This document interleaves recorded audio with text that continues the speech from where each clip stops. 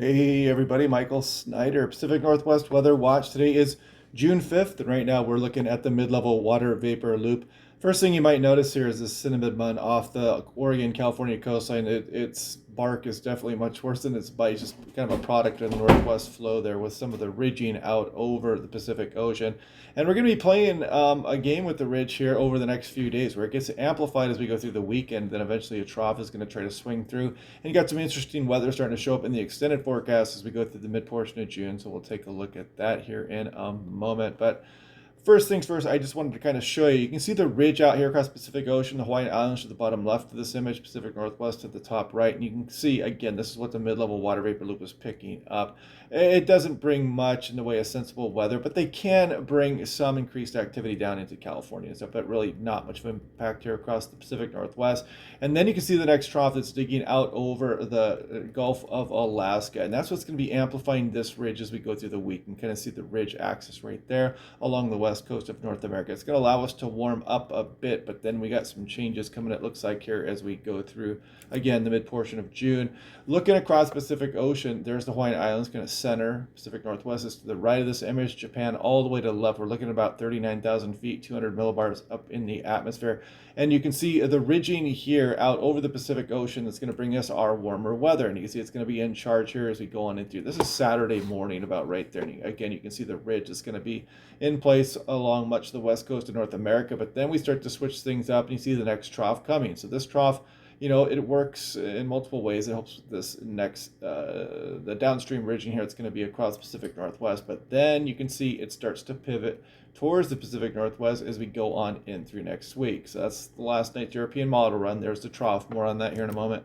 Taking a look at precipitation over the next 15 days or so. So in the next 200 hours or so, we're looking at very small amounts of precipitation. But then as that trough sets up, you can see we do have some more precipitation potentially coming as we go through the mid portion of June. Even with these troughs, we tend to not be that wet at this time of year, but it can bring some interesting weather, maybe some thunderstorms and whatnot as well. Something to be watching here over the next few days, and I'll show you the extended forecast on that here in a moment.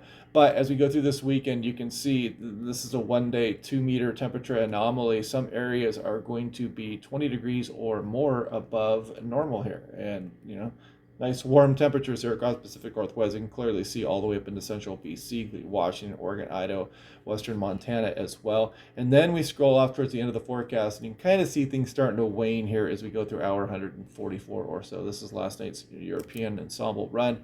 Now taking a look at daily 2-meter max temperatures. This is today to Thursday, June 5th. There's Seattle mid-70s, some low 80s for Portland, upper 80s eastern Washington, eastern Oregon, Boise into the lower 80s as well. There we go, Friday starting to warm things up. Seattle towards 80. Then we get towards Saturday, you see some mid-80s down the I-5 corridor towards Portland. And you can see some upper 90s all the way down across southwest Oregon. Some mid-50s, some mid-90s there for eastern Washington also. We look at Sunday. Look at that, 86 for Seattle, into the 90s, maybe mid-90s there for Portland.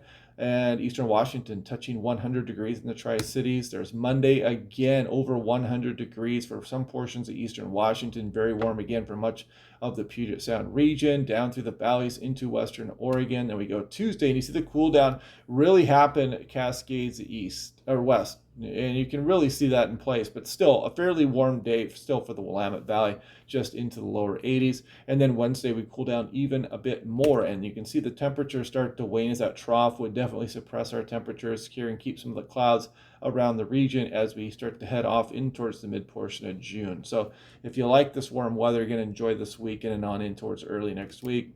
Now, wider view of things here. This is the ensemble, the European, yesterday afternoon, kind of the gold standard here at 500 millibars to give us an idea where general ridges, of course, more fair weather, sinking air, less clouds versus the troughs. You can see across the Aleutian Islands there. So let's put that into motion. You can see our ridge kind of amplified by that X trough here as we go through the weekend. There's the ridge axis along the Pacific Northwest. And then you'll notice that things start to switch up here, and we get this troughing set up over Western Canada, and that starts to drop down into the Pacific Northwest. Pretty strong signal as we go through June 12, 13, 14 here for the Pacific Northwest, and it's troughing. Definitely no ridging, no heat wave in store as we go through mid-June here in the European ensembles. And you see the troughing holds on towards the end of the 15-day forecast there as well. Big difference for what we're looking at now with the ridge in control off the west coast of North America.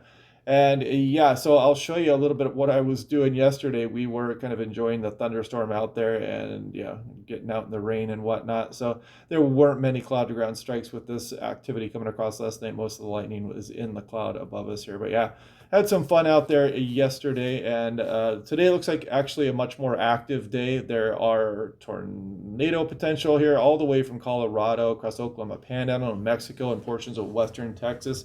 That's what I'll be chasing today. Something similar here again tomorrow. But yeah, we're really ramping up the chasing here today because the parameters are much higher. But anyway, hope you guys are enjoying the channel. Let me know what you guys think about my briefings here on the road. I am in Hereford, Texas right now, currently. And yeah, we're going to go out and start to do some forecasting here and go stock up for the day and get on the road. So anyway, hope you guys are having a good day. Otherwise, click like and subscribe, and I'll talk to you guys tomorrow.